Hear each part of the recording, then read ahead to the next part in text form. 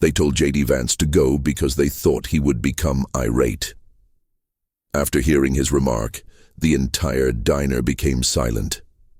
When J.D. Vance pulled into the parking lot of Owen's Diner, a small establishment in the heart of Springfield, Ohio, he was worn out from hearing about it from a local earlier that day who swore by their homemade meatloaf and hand-cut fries. It was the kind of place that had been there for decades, with its neon sign flickering slightly and the smell of grilled burgers and fresh coffee slipping through the crack of the door every time someone walked in or out. He was exhausted from a long day of meetings, handshakes, and policy discussions, and all he wanted was a quiet meal before the drive back. The bell above the door jingled as he entered the small but welcoming diner, which was at first the type of place where the same few regulars occupied the same booths every night, where a wall of faded Polaroids by the register displayed decades worth of patrons and employees. The air was heavy with the smell of brewed coffee and bacon grease, and the room was filled with the low hum of conversation. He looked around and saw that a few customers had turned their heads toward him. One man, halfway through his burger, leaned in and whispered something to the person across from him. Another woman in a flannel shirt set down her coffee cup a little too hard, and J.D. caught the hostess's eye behind the counter. She was mid-smiling until she recognized him. It was only a brief moment, barely a second. But he saw it. A hesitation, the kind that flickered across a person's face when they suddenly weren't sure what to do. J.D. wasn't gullible. He'd been in enough rooms to know when he wasn't welcome. But the hostess here paused before making her appearance. Carefully, she tucked a wayward hair behind her ear and replied, "Good evening. Are you eating in or ordering takeout?" J.D. gave a little exhausted laugh and asked if it was okay to eat in. There was another gap that was too long for a straightforward inquiry, so she looked over her shoulder toward the kitchen and then back at him. "I need to check something quickly. Just a moment." She vanished through the swinging door, leaving J.D. standing there while a few more heads turned to face him. A man at the counter shifted in his seat, and someone muttered something under their breath that something wasn't right. The second stretched from behind the kitchen doors, and muffled voices rose and fell too indistinctly to make out. J.D. exhaled slowly, rolling his shoulders back. He wasn't going to make a scene, and he wasn't going to assume anything either. Perhaps there was a policy, or perhaps they were short-staffed. Perhaps the hostess returned, and this time she didn't. "Look unsure," she said. "I'm sorry, sir, now we can't serve you tonight." Her tone, and the way the entire room seemed to tighten around her words, made it obvious that this wasn't about business, but rather than business. For a brief moment, J.D. Vance remained silent, and the words simply lay there between them, heavy and thick, like a statement that didn't require an explanation. The diner had become quiet, not quite silence, but quiet enough. The back grill's sizzling was still crackling. There was a fork scraping against a plate, but the normal chatter had drowned out the people watching and waiting. J.D. looked at the hostess's face. She wasn't hostile, but rather firm, as if she had made up her mind, or perhaps someone else had. His gaze shifted past her and toward the kitchen window. He cleared his throat as he saw two cooks standing just beyond the counter, half hidden under a heat lamp piled high with plates, their faces unreadable. J.D. let his hands fall to his hips and exhaled through his nose. He had been in his share of awkward situations, from political debates to interviews meant to trip him up, but there was something unique about being turned away from a place as basic as a roadside diner. "I apologize. Did I do something wrong?" The hostess didn't fidget this time. "It's just that we'd rather not serve you tonight. No policy, no, we're closing soon." An older man sitting close to the counter caught J.D.'s attention as he turned slightly. He appeared to have been coming here for years, with his blue work jacket frayed at the cuffs and hands worn from years of work. He shook his head more to himself than anyone else before stabbed at the last of his eggs. A few booths across, a woman shuffled in her seat, her face unreadable, while a younger man, who appeared to be in his 30s, sat back and crossed his arms. As though he was taking in the performance, JD took in everything, including the eyes that averted their gaze as soon as they encountered his, the ones that lingered too long, and the ones that contained something more acerbic and satisfying. He felt the pressure of the situation bearing down on him. He had the choice to go, shake his head, and let it go. He could insist on an explanation, call them out, ask them if they had any idea what this would look like in the morning news cycle, and ask them if they would stick to their decision when they realized they were turning down a U.S. senator instead. "All right," he said, nodding slowly, his voice even measured, and he looked toward the kitchen as if asking for silent permission. A few people were taken aback, and the hostess hesitated again, looking toward the kitchen, and the older man at the counter muttered something under his breath. Someone near the window gave a little laugh, as if they couldn't believe he was really carrying out this. JD just stood there waiting, and the hostess vanished again, this time through a different door. A few more beats of silence passed, followed by a sip of coffee, a plate being slid across the counter. Then the door opened, and a man in his early 50s emerged, broad-shouldered, thick-armed, crossed over an apron stained with grease. His name tag said, Don didn't ask JD what he wanted. Instead, he simply gave him a quick glance before saying, "I hear you got a question." But the tone of his voice wasn't kind or courteous. Rather, it was challenging. JD Vance encountered Don's stare, who was unreadable and steady. He wasn't there to argue or to cast his weight around, but he also wasn't going to leave without knowing why. "Yes," JD said. "I'd like to know why you won't serve me." Don exhaled sharply through his nose, as if he had been expecting the question but wasn't in the mood to respond. He wiped his hands on his apron and looked at the few customers who were still watching the exchange, some of whom pretended not to pay attention. Don stated that moving his weight isn't personal, and others didn't bother to hide their interest. JD lifted an eyebrow, which looks to be quite intimate. Don rubbed the back of his neck as his jaw tensed, and then he let out a final sigh. "I have a business to run, and I don't want conflict. People around here have ideas about you and the values you uphold." Don didn't respond immediately. Instead, he looked toward the counter where the older man in the work jacket had returned to his eggs and was chewing them a little more slowly. A few booths away, the younger man was still watching with his arms crossed, as if this was the best entertainment he had had all week. JD nodded slowly, allowing the words to sink in. "And I was sitting down for a meal." JD had seen this before. Not exactly like this, but close enough. It wasn't about a single decision. It was about what it meant, how it would look, how people would react. It was about the ripple effect, the pressure from all sides, the silent expectations that could push a person into making choices they weren't sure about. He glanced back at Don. "Be honest with me, do you agree with this, or is this just about keeping the peace?" Don hesitated, his fingers curled slightly against his apron, and for the first time, JD saw something that almost looked like discomfort. Like maybe Don wasn't as sure about this as he wanted to seem. But before the man could answer, the younger guy in the booth let out a sharp laugh. "Oh, come on," he said, shaking his head. "This ain't that deep. You're just not welcome here." Simple as that. JD turned toward him, studying him for a moment. He looked like the kind of guy who enjoyed a good fight. Someone who had been waiting for an excuse to say something. JD didn't bite. He just looked back at Don. "I've got no problem leaving if that's really what you want."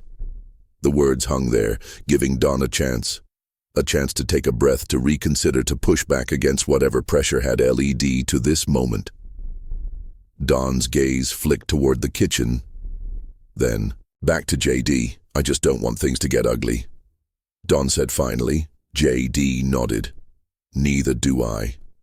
For a long moment, neither of them spoke. JD could have left. He could have shaken his head, walked out and never looked back. He could have made a cold turn this into a headline, let the internet do what it does best. But instead, he did something no one expected. He pulled out a chair, sat down and said, "Then let's talk." The room tensed. JD didn't slam the chair down. He didn't puff up his chest or raise his voice. He simply sat, resting his hands on the table like he had all the time in the world. The diner wasn't used to this. Confrontations usually ended quickly with one side storming out or shutting down, but this wasn't that. Don looked at him for a long moment, then let out a slow exhale. "Talk," he repeated as if the word itself didn't belong here. JD shrugged. "You don't want me here, I get that. What I don't get is why.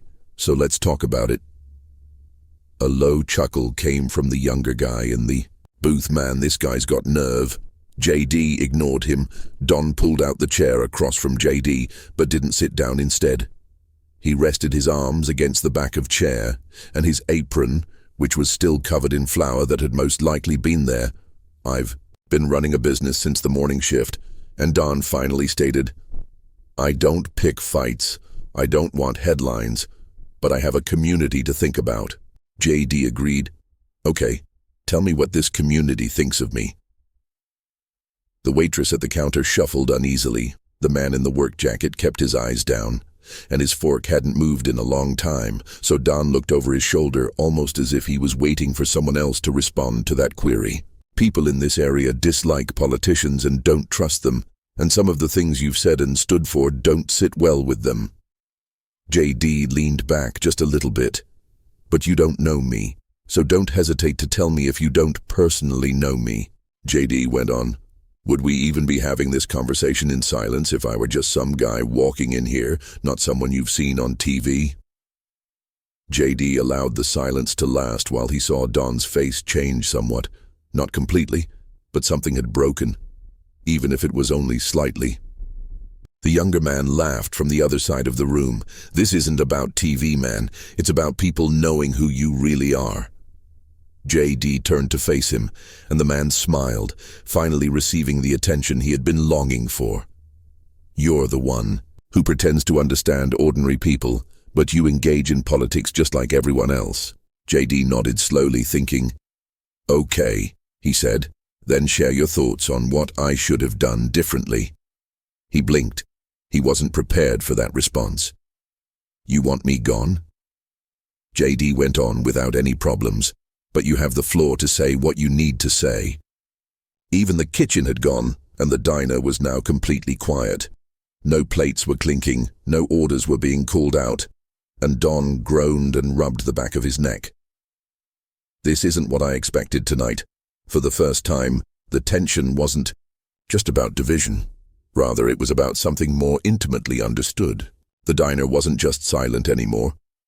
Even those who had pretended not to care were listening and casting sidelong glances at their plates. JD gave me a small, weary smile while I was also smiling. The patient JD sat there. The younger man was still leaning back in his booth and appeared to be about to say something. But for the first time, he hesitated, perhaps realizing that JD wasn't arguing or defending himself. Instead, he was just waiting and holding onto the chair in front of him. Finally, he let out a breath and shook his head, making it seem like "You're full of it. They believe you talk about working-class people, but you still play the game where you make promises like every other guy in a suit. And when it comes down to it, nothing changes." JD didn't react. Instead, he just tilted his head slightly as if he was thinking about what he had said. "They don't forget." JD nodded slowly. "The younger person scoffing is all you're going to say, I understand." JD turned to face him. "What else would you like me to say?" "I'm not sure, man." The man sat up straight. "It is expected of you to dispute, defend yourself, and say something." Putting his forearms on the table, JD. The guy's mouth opened slightly, but nothing came out. JD kept his voice steady. "But what if I told you that I know exactly what that frustration feels like?" He looked back at Dawn and said, "Nothing changes. I remember that feeling because I grew up watching people around me get left behind. In fact, I felt left behind. Yes, I went to school and did things people didn't expect me to do, but that doesn't mean I forgot. You already made up your mind about me before I even walked through that door." Although his face was unreadable, Don's fingers tapping against the chair conveyed a sense of thoughtfulness rather than resignation. "If you don't agree with me, you can still look about the diner." The old man in the work jacket muttered, "Damn shame," from the counter. A few people smirked, and Don even gave a little laugh and shook his head. "I'm not here to change your mind, but I came in here as a customer, not a politician, just a guy looking for food." When JD turned back to face him, Don let out a breath and wiped his face before turning to face JD again and looking toward the kitchen, where the cooks were still observing. "I'll tell you what," Don said at last. "You continue this chat while sitting here, and if at the end I don't think you're simply another guy playing a nice game, then perhaps I'll ask my waitress to bring you a menu." The air in the diner had changed. The stiffness in Don's shoulders had slightly relaxed. The younger guy in the booth had lost his smirk and was sitting up instead of leaning back like this was some sort of show. And even the customers who had remained silent but had been observing from the sidelines seemed less certain of their own judgments. JD nodded, a small smirk tugging at the corner of his mouth. "Sounds like a deal for the first time that night." Jay leaned forward a little and said, "All right, voice calm, let's finish this conversation." Don exhaled and dropped into the chair across from him. He appeared exhausted, but not from a long shift, but rather from the toll that years of expectations take on a person, making them feel as though no one is paying attention. "To be honest," Don said, rubbing his hands together, "you seem like a nice guy, but I'm not sure if you're actually looking out for people like us, or if you're simply skilled at talking a good game." JD gave a decent nod, and I looked at him. "What I am aware of is that this area people have long-lasting memories, recalling every assurance given to them, every time someone shook their hand, looked them in the eye and promised to do something, only to leave and never return." Then he continued, "I don't blame them for that," huffing out a laugh and shaking his head. "That's the problem, nobody ever does a beat," JD observed, tapping a knuckle against the table. "I worked in a factory for 35 damn years, and after that, the old man in the work jacket spoke again from the counter. He put down his coffee with a soft thunk. I saw my neighbors lose their jobs, whole families move away because they had nothing left for them, and politicians arrive, shake a few hands, tell us they understood, and then drive away to wherever the hell they came from." JD met his eyes. "And do you think I'm one of those politicians?" The waitress behind the counter turned to face Don. The two cooks in the kitchen exchanged glances, and even the younger man in the booth who had been the loudest critic suddenly had nothing to say. The old man stared at him for a long time, before shrugging and saying, "I don't know, but I can tell you one thing." He pointed a calloused finger at him. After allowing the silence to subside, he turned back to Don. Don tapped his fingers on the table and glanced toward the kitchen, wondering what it might be. Exhaled once more, then he stood merry and called for the counter to get him a menu. A shiver of surprise went through the diner, and the younger man scoffing, but he didn't argue with the waitress, made Mary hesitate just a moment before reaching for a laminated menu and passing it over.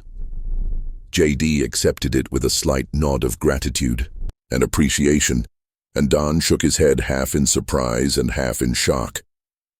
"I'm still not sure if I like you." JD grinned and opened the menu, saying, "That's okay. I don't need everyone to like me, so don't laugh." Then turned to face the kitchen. "All right, boys, light up the grill," and suddenly what had begun as a refusal became something that everyone in the diner would remember. The tension had subsided, not entirely, but sufficiently so that the sound of forks hitting plates could resume, and the low murmur of conversation could gradually resume. JD sat with the booth menu in hand, but instead of reading it, he was observing Dawn, the elderly man behind the counter, and the younger man in the booth, who was no longer grinning, but still appeared doubtful. The waitress, Mary, without saying anything. She poured him a cup of coffee and he nodded in gratitude. She paused for a little moment, then muttered, "We make it strong here." JD took a sip and raised an eyebrow. I could tell a few people laughed, but it wasn't much. Don was still standing by the kitchen, arms crossed, watching JD as if he was trying to figure out what to make of him. Finally, he sighed and walked back over. "All right," he said, dropping into the seat across from him again. "Since you're here, tell me something." JD put the menu down. "What's that?" Don tilted his head slightly. "Have you ever had this happen before?" JD considered that. Not just the rejection, because rejection was a part of the job. People loved you one minute, hated you the next. Not with this kind of weight behind it, not in this manner. JD didn't confess it this way. Don nodded slowly as if that confirmed something he had been wondering, and you stayed. JD leaned back a little, taking another sip of coffee. "Yes, don't laugh a little. Most guys in your position would have left, made a fuss, maybe called a lawyer, maybe made sure this place was all over the news." By morning, JD smirked, thought about it and laughed at that, shaking his head. Then he sobered. "You're not going to change everyone's mind." JD nodded. I know Don exhaled, rubbing the back of his neck. "And I can't promise I won't regret serving you tomorrow morning." JD grinned. "That's fair." The old man at the counter spoke up again, but he didn't look up from his coffee. "It's still a damn shame when a man can't get a burger. I believe that's going to change soon," because JD turned toward him. A little later, Mary showed up and placed a dish in front of him with a traditional diner cheeseburger with straightforward but excellent hand-cut fries on the side. JD picked up the burger, took a bite, said, "Little dry," and then, with a straight face, he said, for half a second the diner was dead still. Then Don laughed, the first real laugh of the night. A few others laughed, and Mary shook her head. JD put the burger down, wiping his hands on a napkin, and he just smirked, saying, "I'm good." I've been told that the younger guy in the booth didn't say anything, but there was something different about his expression. He wasn't sold. Not quite, but he wasn't dismissing JD outright anymore either. As JD finished his meal, the diner began to feel like a diner again, with conversations picked up, plates clattered, coffee refills poured, and people's opinions and doubts remained. However, a new type of conversation had taken place for one night in a little village. And perhaps that was sufficient because, in an era when everyone is ready to shout, sometimes the true power lies in remaining silent and demonstrating, even for a brief moment, that not everything needs to be a fight. If you've read this far, I have a question for you. Have you ever been in a position where you had to decide between leaving and remaining silent? If so, please share your thoughts in the comments section. I'd love to hear them. If you thought this story was worthwhile, don't forget to hit the notification bell, like, subscribe, and subscribe. There's always another story to tell, and I'll be here to share it with you. Until the next time.